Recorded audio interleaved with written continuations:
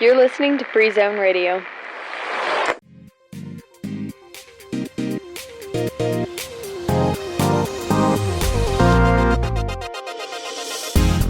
Books and movies.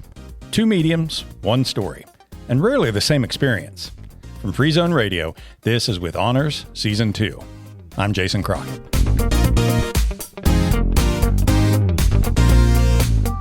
We've all been there. You fall in love with a book, only to see its movie version leave out your favorite scene, or rewrite a character entirely, or add completely irrelevant details, or change the ending altogether. Why does it bother us so much? Shouldn't every telling be a new retelling with changes to be expected? Or do we just want the story we loved on the page and imagined exactly as we saw it in our heads to come alive perfectly faithfully on the screen? Well, in today's episode, 3 of my AP Lit students sit down to wrestle with those questions. Together, they'll dig into character development, fidelity to the source text, and whether or not changes make a movie better or a betrayal. Let's meet them. Hi, I'm Langley. I've been a cheerleader for 10 years, and my favorite book-to-film adaptation is Dune. Hi, I'm Lorelei. I'm a senior, and if I would cast myself in any adaptation, I would be Cassie from The Naturals. Hi, I'm Jane. I enjoy playing piano, and the best book-to-film adaptation is Gatsby. Each of these 3 critics brings a unique perspective, but they share the same passion for analyzing how stories are told and retold. And so do our authors and the movie makers. How well do the movies measure up to the books? And what happens when the screenwriters and directors take the story in a different direction?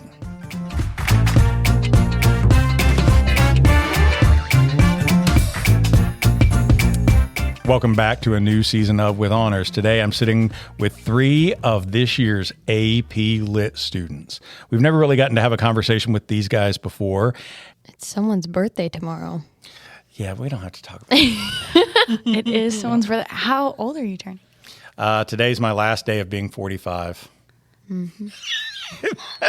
Birthday girl. What an old man. Yeah. It'd be good. It'll be real good, though. I get to spend it with you all. Aww. I'm not taking the day off. I get to be here with you all. Hey. I get to show up for work on my birthday. Yay. But that's okay. I'm going to a Taylor Swift concert to celebrate, so. Yeah, I bought him the tickets. There's not a new concert. Okay, you're just... Oh. Lorelei's like, I know. I know. Guys. I know where she is at any given moment. Okay. Taylor watch. Taylor Watch. Is that like the Santa thing where you can watch him travel across town? You definitely. I Santa actually just tracker? listened to her new podcast. It was really good. Oh, yeah? Yeah, she says a lot of big words in it. Is this the one with the Kelsey brothers? Yes. Yeah, where she debuted the upcoming new album. The Life of a Showgirl. There's actually a song. The first song is called The Fate of Ophelia, and I think it's about Ophelia from Shakespeare. Oh, okay. And she drowns with the rocks. Yeah. Ophelia's supposed to be a sad, sad story about, this girl who tries her best and, gets mistreated by the men in her life, right? So, Enough said. That's enough. That's Taylor Swift for us right there. Why do you like Taylor Swift? I don't know. I feel like she has a way with words that's just different. Like her lyrical, background, she just is so good with words. And she even when she was in middle school, she won Poet of the Year, which is crazy for a middle schooler. But she just has a way with words and really morphing them to tell a story in a way that a lot of artists don't really do anymore. So a lot of her stuff is poetry. I know all music is technically poetry, but her way is she just has a very elegant and, I don't know, just great with words. Well, true talk, what do you think makes her so insanely successful? Is it her lyrics? Is it the music that goes with it? Is it her style? I've had students in the AP classroom before argue, why are we not looking at Taylor Swift lyrics for poetry? I could totally write about them. And I've had students for major SA2 write about Taylor Swift lyrics in an angle of poetry. Why do you think Taylor Swift is so insanely successful? What is it about her? I think she has so many songs, like such a broad range of different emotions starting from when she was younger. So she knows what like teenage love and like falling in love when you're a teenager or whatever, and like teenage heartbreak. And then she talks about her family situation sometimes. And she talks about growing up and how it feels to get older and go from being in high school to, going to college, which we can relate to. Like she has such a broad range of lyrics and different stories that she's telling that there's something that everyone can relate to. So even like niche, like little things that happen in your life, like there's probably a song about it. You're going to want to do an episode about Taylor Swift lyrics and why they're metaphorical and everything, I know. Langley, but really, what makes Harry Styles so successful? Is it his face or is it his voice? I think it's like a little bit of everything, especially since coming from One Direction. I feel like that was the big... Oh, he was in One Direction? It was like... it was like the big opener because like they were such a big deal. So once he like broke off from that, he was able to like express his like own lyrics and his own style. Do you think he's better than the other members of One Direction, aside from the one who R.I.P. Right? Wow. R.I.P. Liam Payne. It's hard to like. They all have different things that they're good at. So like some are more vocally like equipped. Some are very good performers. Some are just like nice. Their songs are sweet. I can't rank them, honestly. Oh, yeah. Like I just love them all the same. Some people can't rank their children. Some people can't rank their One Direction. Exactly. We've tried for so long to get her to tell us like who's the best, rank them. She won't. They've all got their own thing. If you could spend one afternoon with only one of them, and it's not because you love them better, only one of them, is it Harry Styles? I'd say so, yeah. If you were going to adapt Harry Styles or One Direction music into a movie, what would the movie be about? Is it going to be like a love story? Is it a teenager story? I think it's more about like friendship, honestly, and finding the people along the way that will like experience everything with you. It was the journey along the way. The friends we made along the way. I think that was a One Direction song. I'm pretty sure. Was it? The friends we made along the way. Bro does not know games. Poor Langley was like, I don't think it was. I don't know about that one. Well, tell us about our episode today. What are we talking about today? So our episode today is about book to movie adaptations. What changes? What's the difference? How is what the author has to say different from what the director perceives and puts in his movie? Why should we talk about that on a podcast like this? What makes that such a good thing to talk about? I think that it changes the entire perspective of how you view it, because the book is the author's perspective. However, the movie is the director's perspective. And so however you read the book, if you made a movie on it, everybody could make a movie and it would always be different. Yeah. And so a book is just a way for you to interpret what the author is saying. And it's different for everyone. But a movie, the director just kind of plays it for you. You can't really have a thought into it. They've already taken the words on the page and thrown it into a visual aspect for your brain. So every new director, every new movie, every new whatever is a new retelling of something. It's kind of like a new translation. It's like this is their take on it. And if you were to watch a movie like, I don't know, Superman, maybe she sees Harry Styles as Clark Kent. Maybe. Bro, or maybe you see, Timothy Chalamet. Timothy Chalabarf. Maybe you see him as Clark Kent or whatever. But like everybody has their own telling of it. A Timothy Clark Kent is going to be different from a Harry Styles Clark Kent, is going to be different from a Henry Cavill Clark Kent. They're all going to be different. Who would you pick to be Superman? I don't know. Oh, come on. I feel like, honestly, like a Robert Downey Jr., even though he's like Iron Man. Yeah. Or like someone like that. Like I feel like someone with a lot of presence that comes in a room and is like a dominating presence. Do you know they almost picked Nicolas Cage to be Superman one time? Oh, wow. Really? To me, because he has such a, like when he walks in the room, you're like, oh, like he's here. You know what I mean? I just have a hard time getting over his, I'm Nicolas Cage kind of, I don't know. I just have a hard time getting over that. Yeah. They almost did, though. God he almost did once. Well, why don't we start by talking about this? What's the first one you want to talk about? The Hunger Games. I had a couple choices. Like, we could talk about The Summer I Turned Pretty, because it's like there's a new episode out tonight, and like it's very relevant and present right now.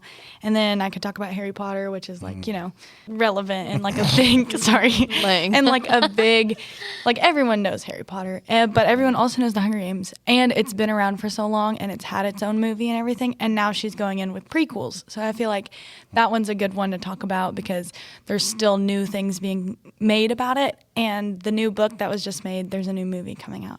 So in the like older books and like the movies that they've made on them, a lot of the characters, they were casted really well, but a lot of castings you would think like, oh, that's not what I thought for that, or oh, that's not what I originally would have picked for that character. So like Peeta in the books is portrayed as like this really strong, Gale in the books is portrayed as this really like strong, big, man. You know what I mean? And in the casting, he was portrayed as that. But I didn't see, when I was reading the books, like a huge difference between Peeta and Gale physically wise. Like, I figured they would be both like these strong, big characters. But then in the book, like when you first hear about Peeta, it's like, oh, he's this big, strong guy. But then it goes back on background, and he like gives her this bread, and so you start to get this like, he's almost like a butterfly, where he's like super sweet and kind and everything, and Gale is like this like hunter and like gonna go chop wood kind of guy, and Peeta is just the baker. And so I feel like they casted that very well to like make him look very, sweet and caring and just like a gentle soul, and Gale as more of a, male dominating presence. Who did they get for both guys? Liam Hemsworth for Gale. Yeah. And And Josh then- Hutcherson for Peeta. So what do you think makes Liam Hemsworth so masculine male compared to Josh? Well, I feel like, so obviously Liam is taller than Josh, and he's a Hemsworth, so he's. This is the most masculine conversation I've had all day of who's more manly. But yeah, I agree with that. I feel like, not that tall equals more manly at all, but you know what I mean? Like, We're talking about the assumptions, the stereotypes that go with it. And I also feel like they casted them differently also, because one's a brunette and one's a blonde. Oh, Like, yeah, I didn't think about that. brunette is very more power dominating, I feel like. Well, assumption, like if you're stereotyping. And then blonde is more like the sweet, and obviously that's not always true. Yeah. But that can be perceived that way a lot. Like, even just the way that they walk in the movies is different, because Gale has this like sense about him that he's the caretaker. He needs to do everything. He needs to fight. He needs to hunt. But Peeta has this more like gentle spirit to him. He wants to help in any way he can and care and do what he needs to do when somebody tells him to. Yeah, I do feel like Gale is more of a leader Yes. persona, at least at the very beginning. Like, and Peeta's more of a follower. Yes. I think this is honestly better to put it into a movie. Like, there are some books that everybody always says, the book was better. And I honestly agree. I wrote down way below, books are better, period.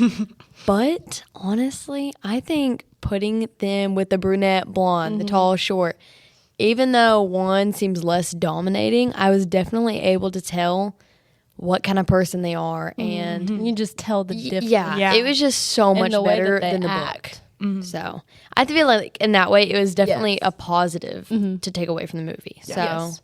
And I definitely feel like the director did a great job at this. Yeah, absolutely. All Yeah. of the movies are Yeah. so good. Yeah. Another point that I have is changing and adding scenes, or deleting scenes, because in the last book, is it Catching? No, it's the Mockingjay is the last of the original 3. There's a scene, I think it was added to the movie, I believe. Sorry, I get the movie and the book mixed up sometimes, but it was added to the movie where they walk in and Effie is like, who is normally this very flauncy, I I don't know if that's the right word, but a very out there. It sounds good. I like it. a very she loves to dress up and look very bold with her outfits. Preppy. And they walk in on her room in the District 13, and she like doesn't have a wig on. She has like gray outfit, and she like just looks so vulnerable because you're used to seeing her in these very prominent outfits And like put together. and she was a mess. Yeah. And so Yeah. they deleted that scene. They either deleted it from the movie or added it to the book. I cannot. Anyways, it happens in one of them and not in the other. And I think it's so interesting to add that extra like of her as a vulnerable person, because in the prequel, Ballad of Songbirds and Snakes, she is in it and she's like, it's like her when she's first learning, oh, I really love costume designing and stuff. And so it's cool to see that like development of character in Effie. Like from her being super bold and always like, okay, and like this way, and here's how you want to act, and this is how you're going to be viewed. And then from her caring so much about how she's viewed to just being so vulnerable. And I think it really shows her like fragility, because that's something we were talking about actually yesterday in class. It's something I mentioned was about showing that you can be fragile and that you are fragile. I definitely think that pointed it out in her with her just gray outfit and her just neutral self, I guess. I don't know, because usually she's crazy, like wigs, makeup. One time everything was gold, like it's never neutral. And then that just kind of opened her up to the world. So yeah, I think that was added to the movie because they were able to show her like physical appearance and just how unput together she was, how different she was from the beginning of the movie. And I also just thought of something. Like in the Hunger Games, the whole thing is like you can't look weak because if you look weak, you're going to die. And I think she doesn't want to look vulnerable or fragile in that society, because if you look vulnerable or fragile, like if you're not the best in the room, you're nothing. And it associates her with the districts. Like she wants to look set apart from them. And now you kind of see her merging into them and their way of life just by the way she's dressing. Yeah. And originally she's capital, right? Like at the very beginning, she's capital. And so she definitely wants to look capital. She doesn't want to be in a district. And now she is. That's such a tough thing that I try. Like even today, I was trying to teach that with sophomores and getting kids to make that leap from showing, from telling. That I can say, oh, Effie Trinket is fragile, or oh, she's bold. Great. But how can I show it so that people in the audience see it and intuit it for themselves? A color change like that. You bring up the Capitol people. They're so exaggerated in their clothing and in their habits and everything. They don't fit in with the normalized hard workers of District 12. But by the end, she's wearing gray, and now she's muted, neutral, all of that. That's really good. I do think that Hunger Games is a great movie adaptation. I think the whole action of it is very suited for a movie. I do remember the first time I saw it in the theater that whenever you were with Katniss, the movie, the camera going back and forth a whole lot, gave me a little bit of a jolt. I didn't know what to think about that.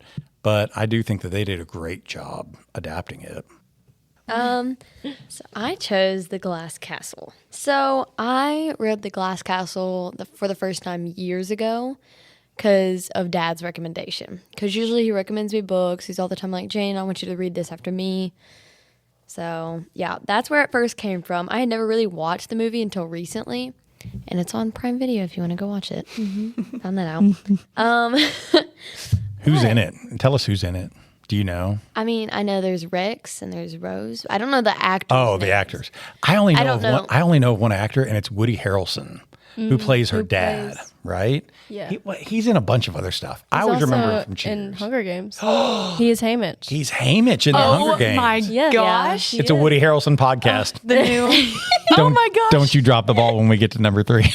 We got to work him in there. This is the 4 degrees of Woody Harrelson. Yeah. But yeah, he does. He plays the dad in that. That's also something I have to go back to is the characters because that made me mad. Anyways, so I first wanted to start about, I was honestly thinking of this, what set apart the book to the movie?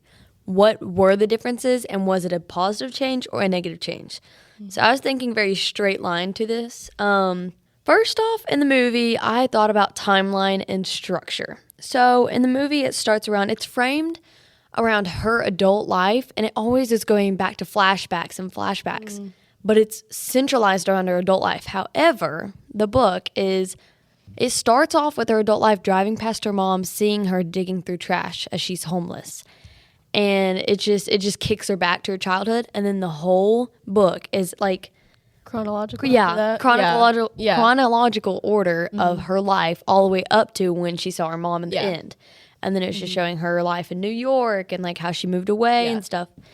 But I don't know. I felt like that was completely a wrong way to go about it because, sure, it was the director's movie. You know what? If that's how they viewed it, then that's how it was supposed to be. But I felt like that completely changed the perspective and meaning of her book.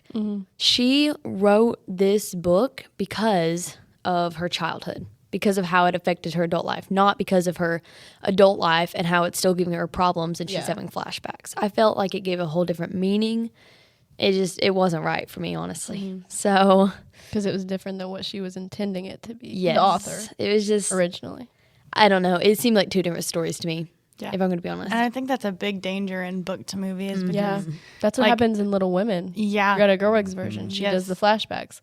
But I think it worked well with that movie, but sometimes it just doesn't. Yeah.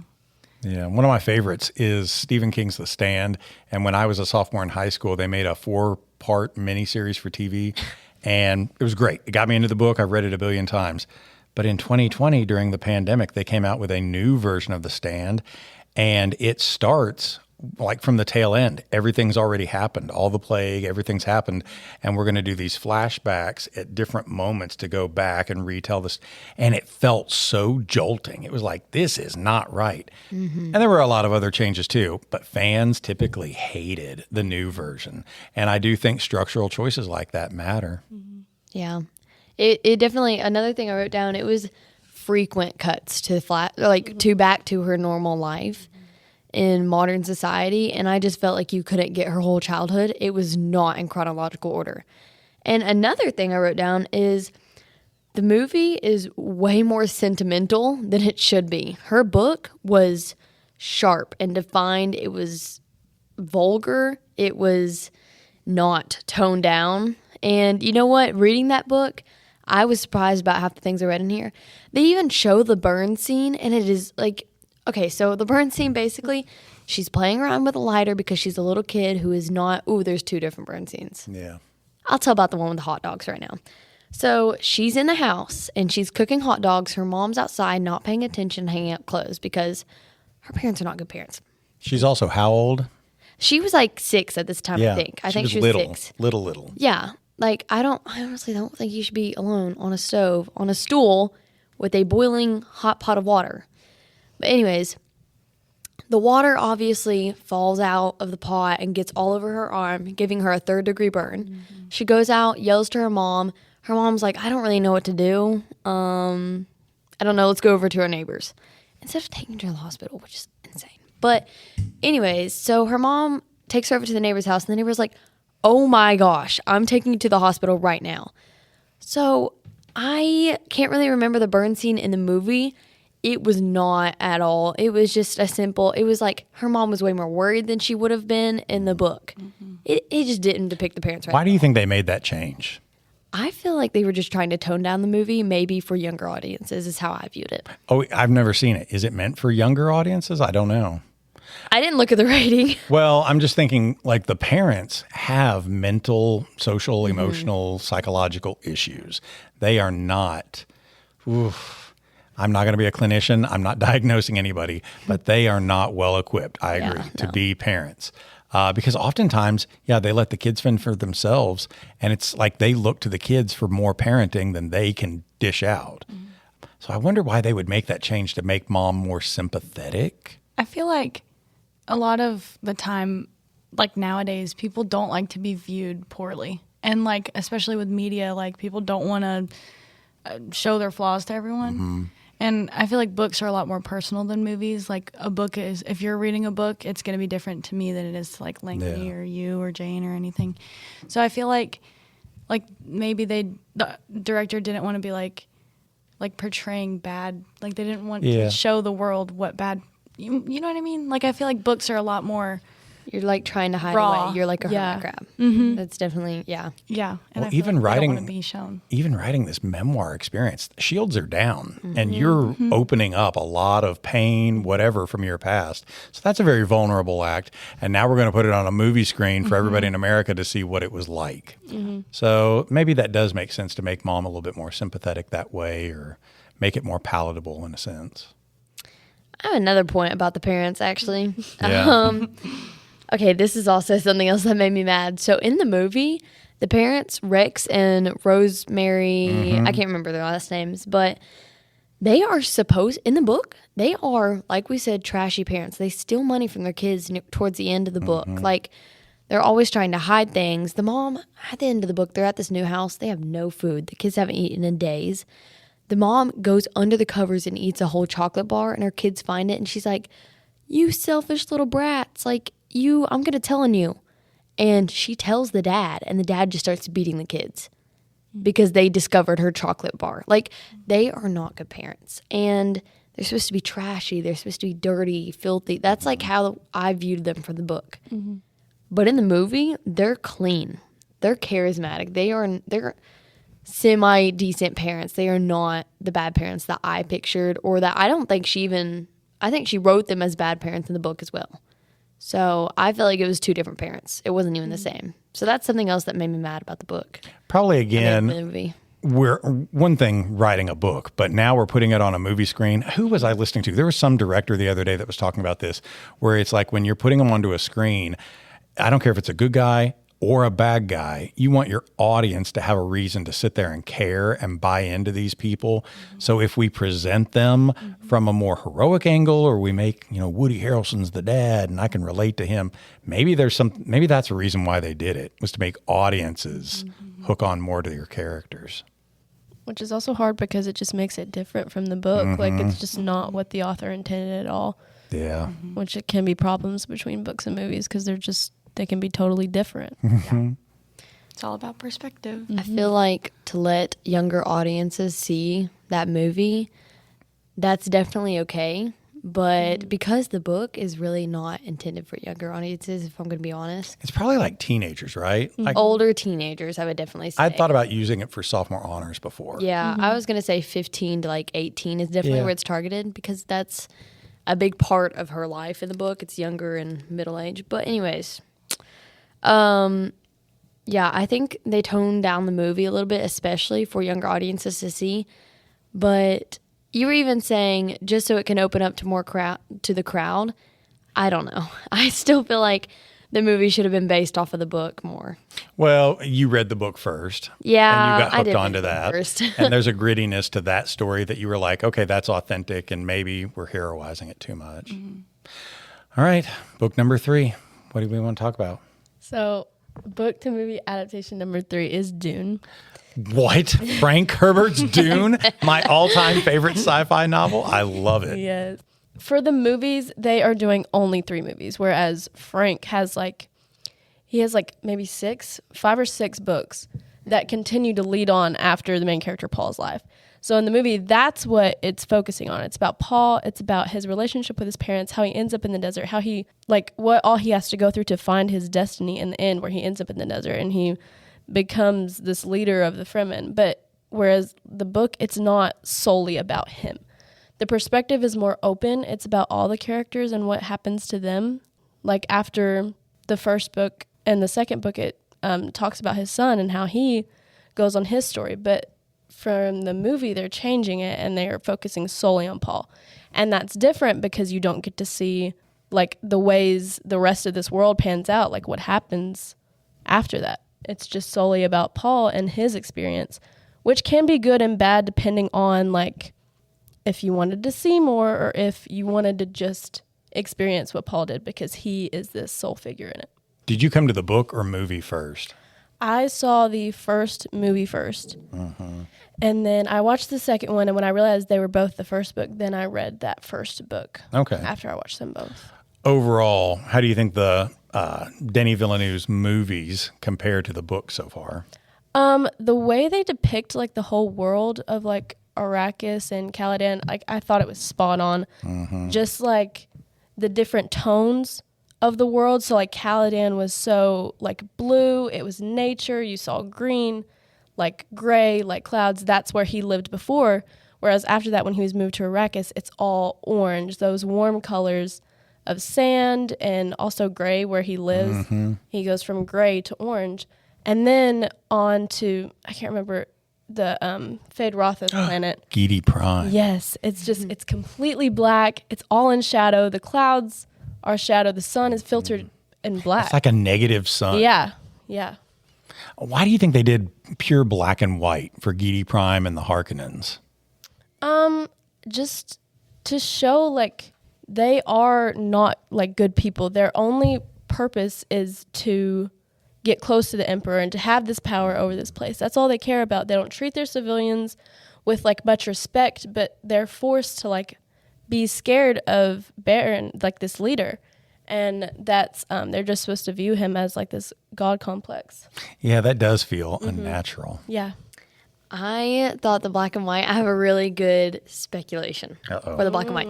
I think it's because they're not human. They don't have those hearts or those souls, and they are just there to simply live and kill. And I think Just that is lifeless. why. Yeah. It's literally like life and death. And I think that's why they did the black and white. That's a good idea. I came to it from a similar angle when I was in high school. I saw the old 1980s version on TV one night at a friend's house, and I was like, what is this? So I got hooked onto reading the book, and then I read all of the rest of the books. Have you only read the first book? I've only read the first. You're good. You're good. The second book, Dune Messiah, is about like the cost and the consequences of what Paul has decided to do. And I remember it opening up that he is Emperor Paul now, and he's thinking about this jihad that has swept through the galaxy and how many millions of humans he has killed in this holy war that he couldn't stop once he started. And he's comparing himself to historical tyrants and like all the millions. And he's like, I've killed way more people. Yeah. And he feels that grief settling in on him. Children of Dune was good because you get to meet his kids and how they grow up. Number 4, God Emperor of Dune. Man, that is way out there. It is bizarro. It was good, but it was out there. Yeah. One thing that I've noticed as far as a change between Denis Villeneuve's movie and the book is how it ends. They have their knife battle in front of the emperor, and then and Paul is supposed to defer to his wife. Exactly. And well, his wife, his Chani is his wife. He takes the emperor's daughter as his bride, but I think it's Jessica who's supposed to say that history will look on us as the true wives, whether you were his bride or not. Yes, yeah. We were wife, and that's not how the movie ends, because Chani, seems to be like, oh, you're favoring her, and then she storms off. And he knows that this decision is going to cause a split somehow. Why do you think they made that choice? I think it's for a greater like relationship goal. Like Chani isn't going to just submit to him and go along with what he's doing. If he wants her back, he's going to have to compromise, and he's going to have to go chase her down, which is different than her being submissive in the book and like just taking it, I'll be on the side, whenever he needs me. Chani is going to do her own thing for her people because that is like her purpose. It's tough. She's for the people. It's really tough for me to use a word like submissive with Chani because she's like one of the heads of their killer commandos. Yeah.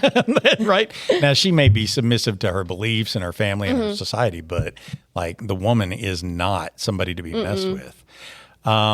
I heard somebody online complaining that they were like, oh, here we go. It's being woke. They're letting the woman get to decide. And I thought, that is so garbage. Yeah. Just let her be her own character. It really didn't bother me that much, the way the movie ended. Yeah. I think it is going to change some of what he does with his third movie, which will be, I guess, based on Dune Messiah. I don't know. Is it just the second book, or is it the second and the third he's going to blend together? I'm not I don't sure. know either. Yeah. I don't know, but I know Jason Momoa's back. I know. Have you seen those pictures? Yeah. Jason Derulo. No, Jason Momoa. Listen, Jason Momoa. Well, he has shaved his beard. So yeah, you should look up. Aquaman, right? Yeah. Yeah. You should look up pictures of Jason Momoa having shaved for this, and that face. Listen, grandma's you better face, not so be sad. judging. I'm gonna go home and I'm gonna shave my beard for everything except Okay, for the no, stash. stop. And then I'm gonna come in tomorrow and see what you all think about it. On your birthday. And I'm gonna say you can't be judging. Listen. That's good. Well, if we were gonna make any changes to these movie adaptations, is there anything you can think of that you would change about them? Yes. What? Well, for mine at least, I would Yeah. make it go in chronological order, and then I definitely change the parents to be that rigid, rough. Not as likable. Yeah, Okay. because I hated the parents in the book. Right. She made me want them. I liked that they were homeless. Wow, like, that's that's- cold-hearted, I know. child. But listen, they literally they just let her go off, and then they followed her, and then they stole off her they stole her money. And then they also, what was it? Yeah, you can. They tried to barge into her apartment and live there. And then she was a hoarder. Okay, so what I would say to that is I think Jeanette Walls is trying to give you some sympathy. Like, I understand this was terrible, but they're my parents, and I still love them. But she Yeah. says that in the book, so we understand. Okay, But the movie but- is all kind. Remember, show versus tell. What would Lorelei, if we were doing Hunger Games in 2025, what would you do different? Anything? I don't know. I mean, I think, when does the new one come out? In 2025? Oh, I think yeah, it there's the comes new out- prequel, right? It Is comes a out during prequel? Christmas, right? I think it's next November. Yeah. Next Okay. November. Yes. Oh man.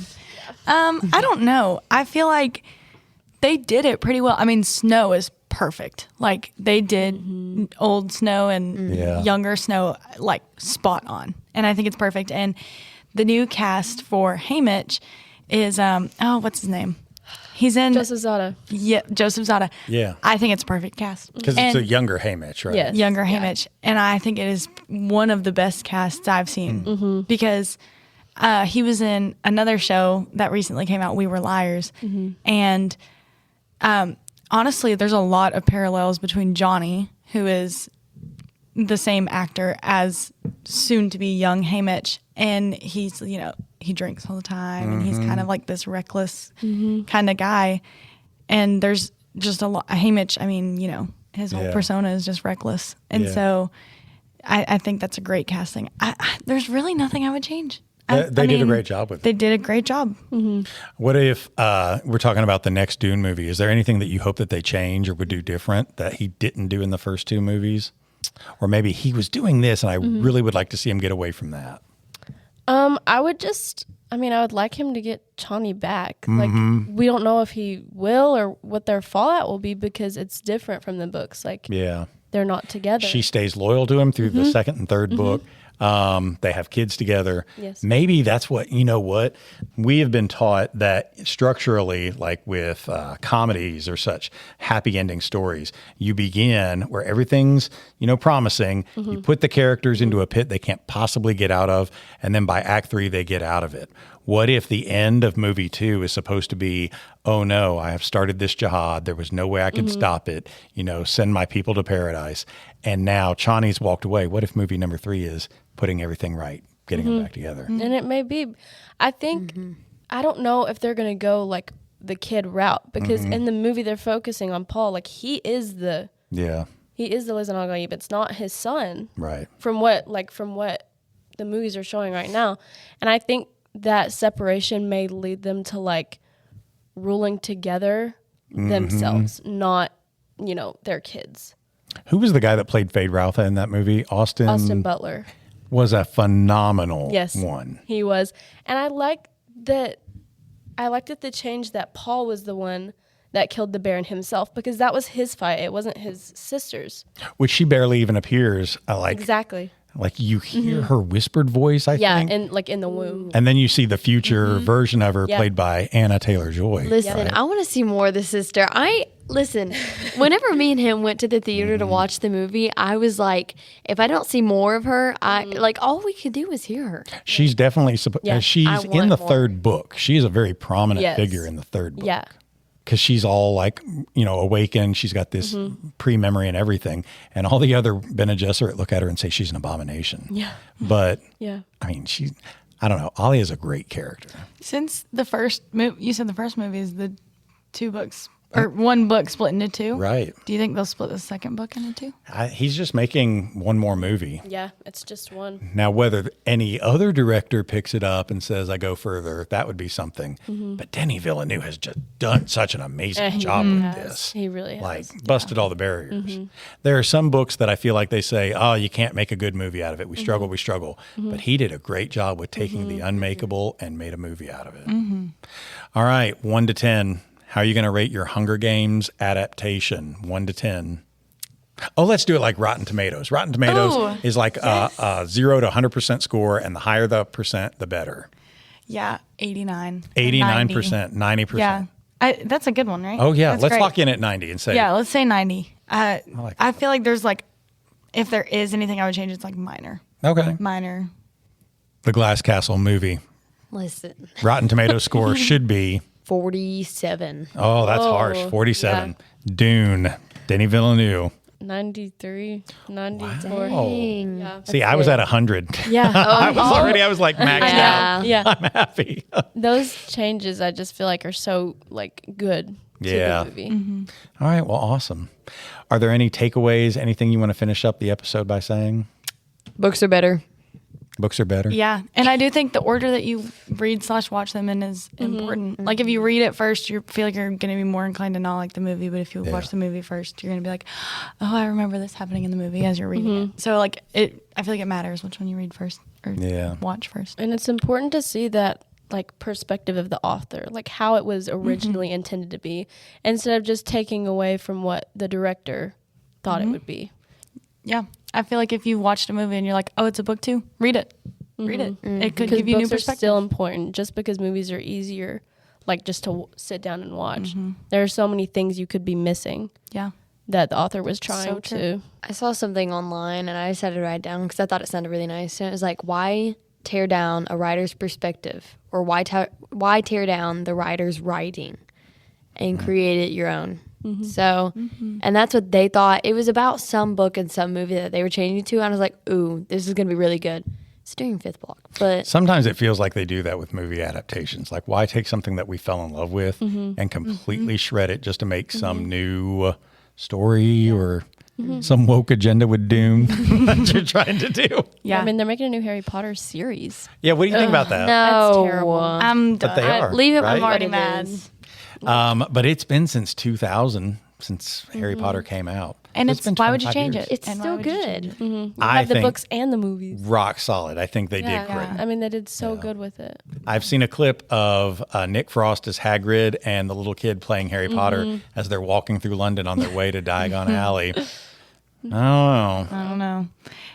I also feel like it's really easy to lose perspective of what the book is trying to tell you in a movie because it goes back to the blue curtain theory of, your English teacher's always telling you, look at the blue curtains. What does this symbolize? What does this mean? But in a book, it could say that. And it's like, oh, the blue curtains. And then you're like, oh, making broader implications about the blue curtains.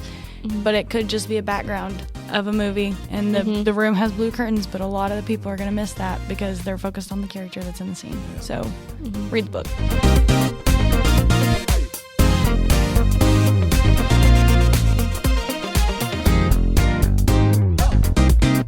Next week, on with honors. 2 of this year's new sophomores face off in a matchup. Summer reading versus summer reading. Hi, my name is Maylee. My name is Maddie. So what was your impression of summer reading? For me, it was like really easy, honestly. For me, it was like Satan's playground. It was horrible. Well, maybe it wasn't as bad as all that. You'll hear all of their opinions and more next week. With Honors is a Free Zone Radio production, recorded here in Sparta, Tennessee. Never heard of that place, you say? Well, you must be one of the few Americans left who hasn't yet moved here or visited nearby. But still, we'd love you to give the kids a like and a subscribe. It's the way we stay visible and stay in business these days. Tell your friends, tell your family, tell a teacher, tell your mama, tell a neighbor to go listen to the show too. And leave the kids a comment. They look forward to hearing what you thought about their book to movie comparisons too. And if you're looking for more good content, tune in to Second Stage, premiering this season, and also to our brother podcasts, A Dead Man's Books and Hasting Curation. You can find us all on Spotify, Apple Podcasts, YouTube, wherever you listen to great content.